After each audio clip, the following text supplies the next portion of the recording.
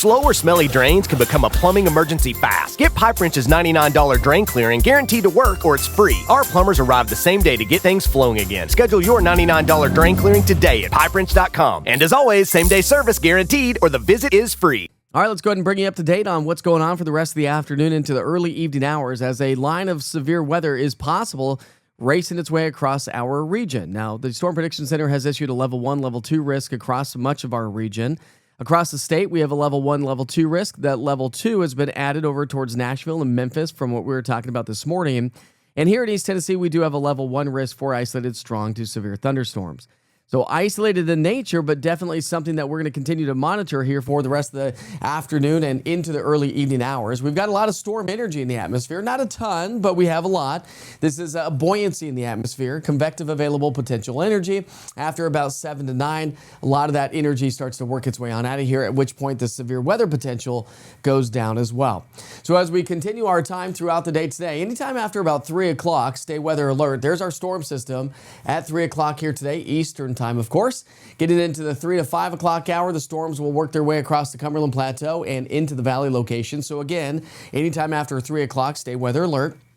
Between 7 and 9, it races off to the east. Now, we're still going to have some rain showers through 9 o'clock, but the severe weather potential really starts to fade, and we'll have some wet conditions as we wake up early on Sunday morning. Rainfall amounts anywhere from 1/4 to 1/2 inch of rainfall. Pockets higher than that can't be ruled out as well. Not to mention a lot of lightning. Frequent lightning is associated with this storm system as well as this line slides its way on in. So again, a lot of lightning. With the East Tennessee Weather app, you get lightning alerts when lightning is within 15 miles of your location, and that's kind of your first line of defense. Now, we have a medium category for damaging wind gusts.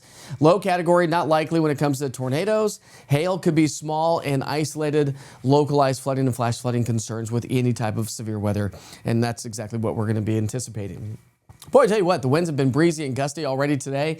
They're really going to be cranking ahead of the cold front out of the southwest, and that's really going to help to warm our temperatures up. So while we started the morning off on the mild side, we're going to stay on the warm side today with near record highs. The record is 80. And I'm forecasting 80 degrees here across much of East Tennessee. Rain chances start to fade away a little bit on into our Sunday, Monday, but ramp back up as we get into our Tuesday and more so Wednesday into Thursday as this next weather maker starts to head our way. Another deep trough middle of next week, and that's going to push a line of possible strong to severe thunderstorms through the area once again. So after we get through today, we'll be tracking another line, and that line also could produce severe weather, where the Storm Prediction Center has issued a 15% probability for severe weather to occur with that storm system. So the coolest day here over the next couple is going to be tomorrow, Sunday at 70 after a high of 80 today.